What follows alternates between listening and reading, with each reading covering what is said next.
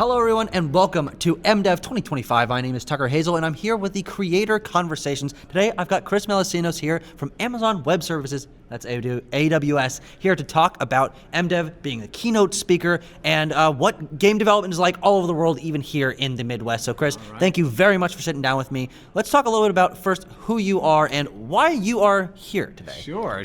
Thanks for having me on. And so Chris Melissinos, I'm the Principal Evangelist for video games at AWS. And what that really entails is finding the connection between the technologies, services, and the partners that we work with at AWS, and making sure that we are building the right technologies and solutions for game developers to be able to get their games out in the world. So I get to act as, again, the conduit out to the industry, but I also get to represent developers inside the company, right? Make sure that what we're building is what you need, right? And so it's a joy to be able to help more games, more art, more stories get out into the world, right? And that's kind of what I do. And I'm here I was invited here by Ben, and just honored to be here to see, MDEV. It's my first time at the conference, and just, the community that's growing up here is just extraordinary, right? And so I was excited to be able to join and talk a little bit about the video game history and kind of where we came from as an industry and kind of where we're going in the future, and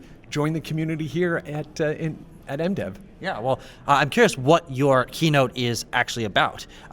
Give the online audience, people watching this later, an idea of what you feel is so important that you're going to write an hour and worth of talking and slides and everything. What's so core to you, like, I need to tell the people about this? So the keynote is really about understanding where we are in the industry at this moment in time. And it can feel a bit chaotic with all the changes that we've been going through. And then the question becomes, is there a path forward? What is my place in the games industry?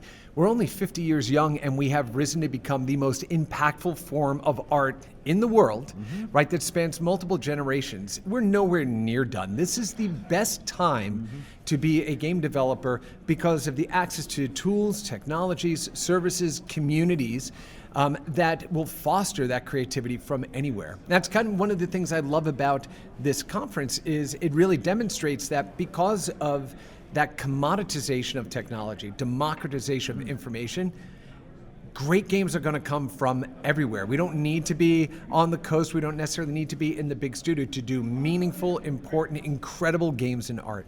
So my talk is really going to say, let's everybody take a pause for a moment. Let's breathe. And let's remember where we came from and what it was like when we started building video games all those years ago.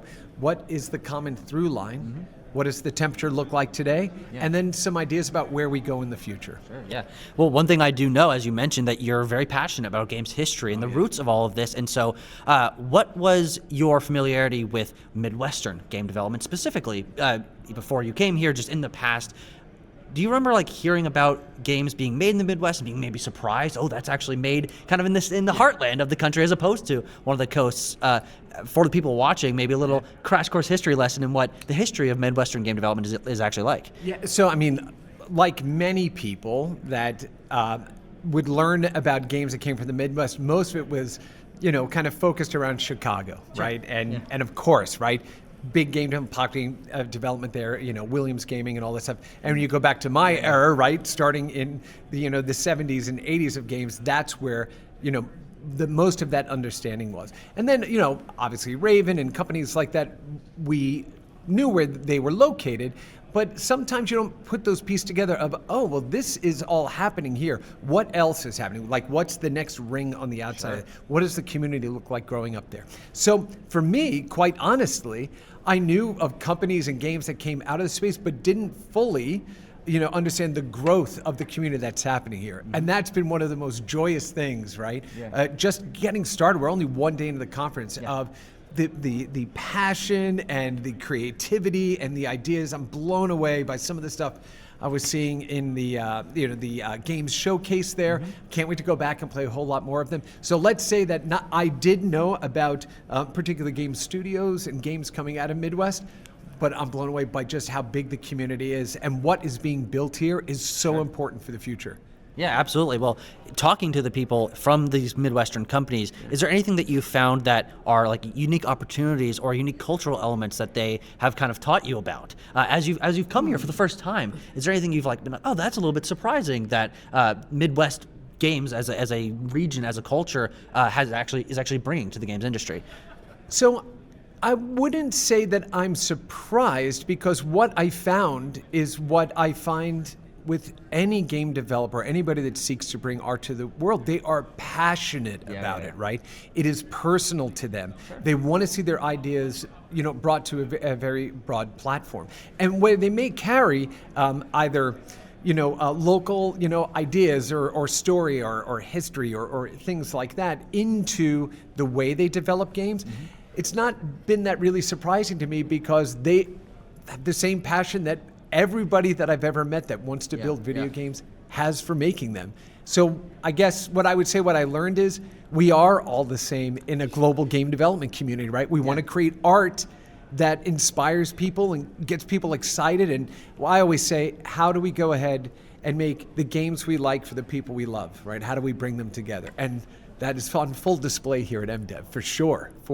Yeah, well, for me, it has been seeing people, especially the indie developers, going at it on their own, making it happen, despite the fact that in the wider Midwest, there's not as much traditionally established structure for getting into these things. We're seeing a lot of universities that are set up out there just starting their programs. We're seeing these major publishers like Krafton with their PUBG dev team and Respawn. These are new studios here in the Midwest. So this is really just starting. If one of these indie devs was born or lived out in Seattle or LA or New York, there'd be a lot more structure and community. Absolutely. MDEV, and we are here at the beginning of that community and that structure being established. That's right. We look back 50 years from now, hopefully people think of the Midwest, of Wisconsin, of Illinois as these places that are like Seattle or Chicago, or that's also the Midwest, but we're seeing that built here for the first time, and so it feels really different. There's not as much of the established history. Right, you're getting to, as Gordon was saying yesterday, right, in the opening, right, we get to kind of create and express who we are, right? And so you have the opportunity now to build that community here and create kind of that flavor of games that are developed here. But here's, I'll share a little secret with you. So a lot of people always assume, being in the games industry for 25 years, that I've spent time in California or Seattle. No, I live right outside of the Washington, D.C. area. So there are no other game developers, right, that I have right in that pocket, apart from, just a couple of them. So when I say great games and opportunity comes from anywhere, I got to become the chief gaming officer at Sun Microsystems and working with teams all over the world. I got to work on the art of video games at the Smithsonian, right, which was good to be in DC to help, right, get that happen. And then I get to come out here but still live there. So the location should not stop your ambition, right? But when you go and you move into a place where you have this community that's being built, you have a support structure in place now. You have a place where you can face-to-face collaborate with people to get ideas, to figure out new opportunities. And look, all about being online and everything else, nothing beats face-to-face. Being in the room and like seeing the passion that people have for the stuff they're creating, that's so much of the joy of being at this conference, right? So I love what is being started here.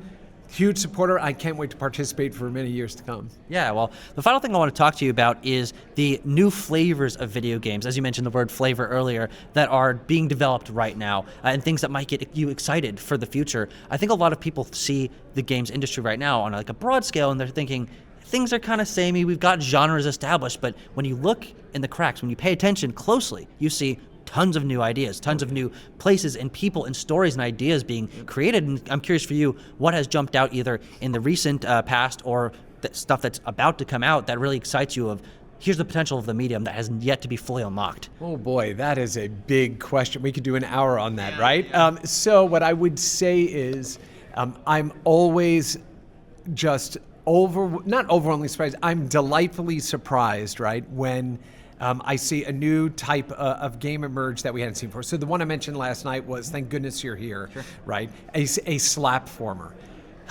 Absolutely, I had no idea what it was going to be, but I saw the video for it. It was on sale on the Switch. I'm like, oh, let me just grab this and see what it's about. laughed my ass off at this game. It was so, you could just feel the love, right, in which it was created. But to say that, and so it's things like that. There was another game out here, and now I'm blanking. It was like the dungeon was an office space or something like that, where you have these 9 monitors, and you're helping to guide somebody through it, and all these different kind of touches of games and genres that were familiar, but represented in a completely new way. Yeah. For anybody that thinks, we're out of creativity in the games industry, it's absurd. It's an absurd notion on its face, okay? That's just like saying we've hit the end of human creativity, right? We're seeing new different types of games and art that stretch what we think about the world around us, that bring in a new narrative, that bring in new mechanics, like, again, a slap former, like, Thank Goodness You're Here, alongside those established things that that we see as the mega blockbuster things, right? It's funny when we look at other adjacent industries, people say, well, you have these big studios doing movies. Is there any limit to the amount of content that you're finding in different video platforms on YouTube? No. I mean, it's just, again, it's ridiculous on its face. But video games stand apart because they combine all forms of art into something that is wholly unique to what we get to create. And we can use these games and this art to bring people together, to give people a moment of reprieve, in a really, a chaotic world sometimes, right? And let people find their communities within those games. So, man, I'm just excited about it all, right? I just absolutely, I love it. Video games are the best. Yeah, absolutely. Well, Chris, thank you very much for sitting down with me, exploring what games mean to you and the culture here in the Midwest. It's been really fun to talk to you about all of this. So I hope everyone at home watching this learned a little bit of something about Chris, about games. And for everyone else, we'll see you for more MDEV 2025 interviews.